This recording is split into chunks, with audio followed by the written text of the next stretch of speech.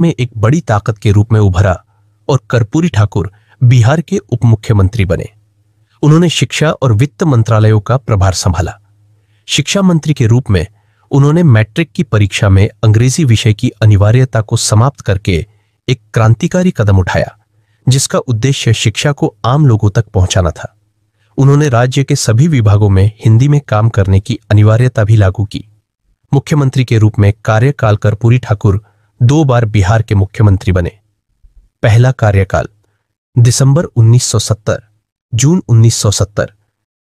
वे बिहार के पहले गैर कांग्रेसी समाजवादी मुख्यमंत्री थे। इस छोटे से कार्यकाल में भी उन्होंने सामाजिक न्याय और वंचितों के उत्थान के लिए कई महत्वपूर्ण कदम उठाए। उन्होंने बिहार में पूर्ण शराबबंदी लागू की, हालांकि यह प्रयोग बहुत लंबे समय तक नहीं चल सका। दूसरा कार्यकाल जून 27 से अप्रैल 19। जनता पार्टी की सरकार में वे दूसरी बार मुख्यमंत्री बने।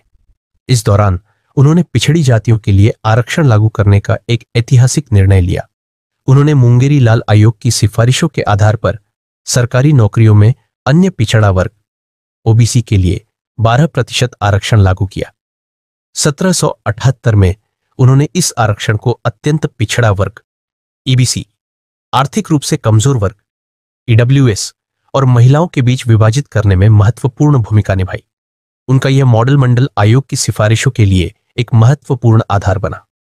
प्रेरक कहानियां और व्यक्तित्व कर्पूरी ठाकुर का जीवन सादगी, ईमानदारी और सिद्धांतों के प्रति अटूट निष्ठा की कहानियों से भरा पड़ा है।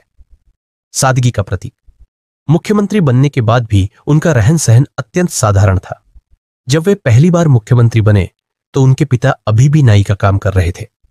एक बार जब उनके घर पर बधाई देने वालों की भीड़ लगी थी तो एक उच्च जाति के ग्राहक ने उनके पिता को इसलिए पीटा क्योंकि वे उस दिन उसकी सेवा नहीं कर सके थे।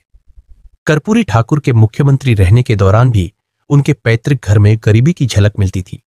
कहा जाता है कि पूर्व प्रधानमंत्री चौधरी चरण सिंह एक बार उनके घर में प्रवेश करते समय छोटे दरवाजे से टकरा गए थे। कर्पूरी जी का कहना था कि जब बिहार के हर व्यक्ति का जीवन स्तर सुधरेगा तभी वे अपने घर की मरम्मत कराएंगे। ईमानदारी की मिसाल। कर्पूरी ठाकुर की ईमानदारी के कई किस्से मशहूर हैं। एक बार उन्हें विदेश दौरे पर जाना था, लेकिन उनके पास पहनने के लिए ढंग का कोट नहीं था। उन्होंने अपने एक मित्र से कोट मांगा जो थोड़ा फटा हुआ था। उसी कोट को पहनकर वे विदेश गए। युगोस्लाविया के तत्कालीन राष्ट्रपति मार्शल टीटो ने जब उनका फटा हुआ कोट देखा तो उन्होंने उन्हें एक नया कोट उपहार में दिया। मुख्यमंत्री रहने के दौरान भी उन्होंने कभी निजी संपत्ति अर्जित नहीं की। जब 19